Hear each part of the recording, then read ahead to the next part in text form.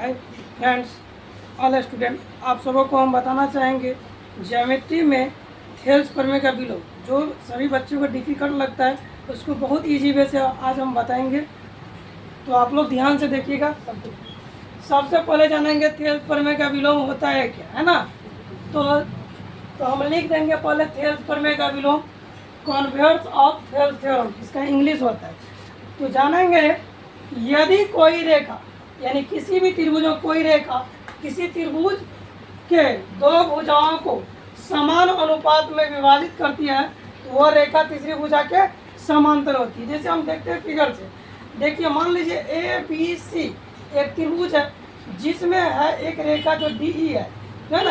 ये रेखा जो है ना लिख दिए है, यदि कोई रेखा किसी त्रिभुज में, डी ई क्या है, कोई रेखा है, तो दो भुजाओं को, दो भुजा एक ए बी है और एक भुजा ए सी है, इनको समान अनुपात में विभाजित करती है। जैसे ए डी बटे डी बी है, ए ई बटे ई सी है, हुआ समान अनुपात विभाजित करती है। तो ये जो रेखा डी है, तीसरा भुजा बी सी ना बच गया, इनके समांतर होता है कि नहीं। तो हम क्या लिखेंगे करेंगे, पहले मान लेंगे, माना कि ए बी सी एक त्रिभुज है। जैसे ए बी सी है तो मान लिया माना ए बी सी एक त्रिभुज है। आप कुछ भी मान सकते हैं, पी क्यू आर या जो इच्छा आपको मान सकते हैं, जिसमें ए डी बटे डी बी बराबर ए ई बटे ई सी है।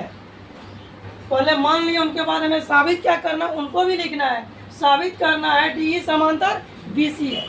और उसके बाद हम रचना कर लेंगे।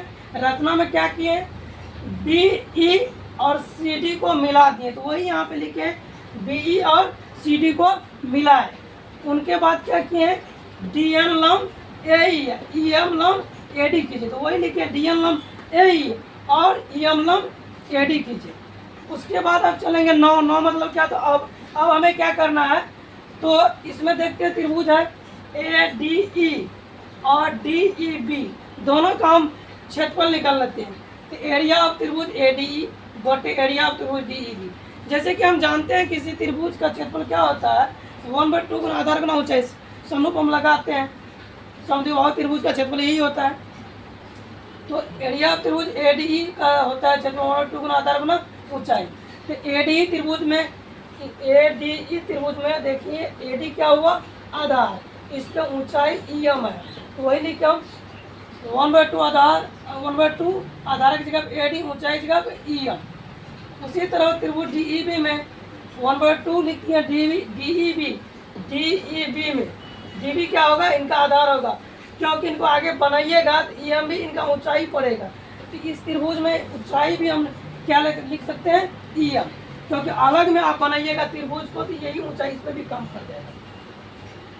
तो इनको क्या लिखे, लिख दिए। उनके बाद क्या 1/2 से 1/2 काट दिए, ई एम से ई एम काट दिए, तो शेष बच गया क्या, ए डी बटे डी बी, तो ए डी बटे डी बी लिख दिए। उसी को पुनः हम लिखें एरिया ऑफ त्रिभुज ए डी ई बटे एरिया ऑफ त्रिभुज डी ई बी, और ए डी बटे डी बी के जगह हम क्या लिख सकते हैं, ए ई बटे ई सी, क्योंकि प्रश्न से यहाँ हम क्वेश्चन में लिख दिए, प्रश्न से क्या लिख दिए यहाँ पे ए डी बटे डी बी बराबर ए ई बटे ई सी है।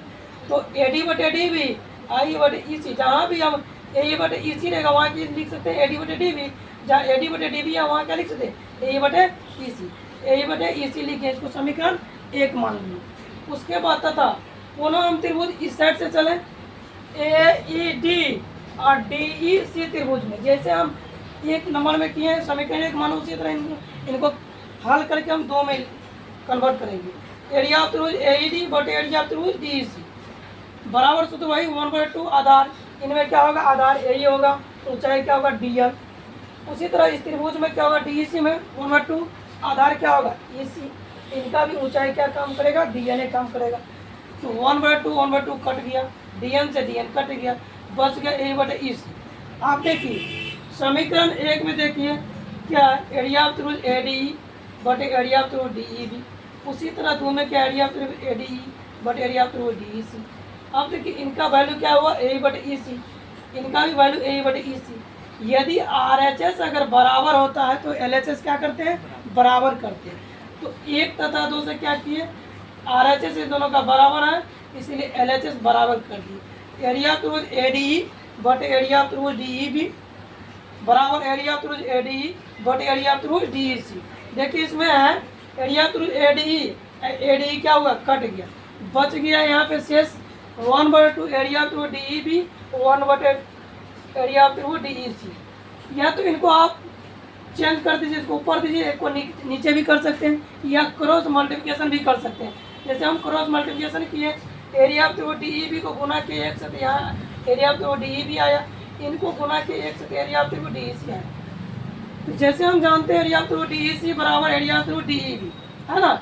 ये जो दोनों त्रिभुज का क्षेत्रफल बराबर हुआ, ये त्रिभुज ये है डी ई बी और डी ई सी, है ना। थेल्स प्रमेय में हम जानते हैं, या परमान साबित प्रमेय से जानते हैं, चूंकि एक ही आधार और समान समांतर रेखाओं के बीच बने त्रिभुज का क्षेत्रफल क्या होता है, बराबर होता है, इक्वल होता है। इसी प्रमेय को हम यहाँ लागू किए और समझा रहे हैं, आप लोग को भी समझिएगा थोड़ा ध्यान से। देखिए दोनों त्रिभुज यहाँ पे लिख दिए, दोनों त्रिभुज का एक ही आधार, देखिए ये दोनों ए डी में डी ई आधार है, इसमें भी डी ई आधार, एक ही आधार डी ई है, और दोनों का क्षेत्रफल बराबर है। अगर आधार एक ही रहेगा किसी त्रिभुज का, दोनों का क्षेत्रफल बराबर होगा, तो वो आधार और शेष भुजा बचता है दोनों क्या होता है, समांतर होता है। इसलिए हम लिखते हैं डी समांतर बी सी। तो धन्यवाद। आप लोग को वीडियो कैसे लगे बताइए कमेंट में जरूर।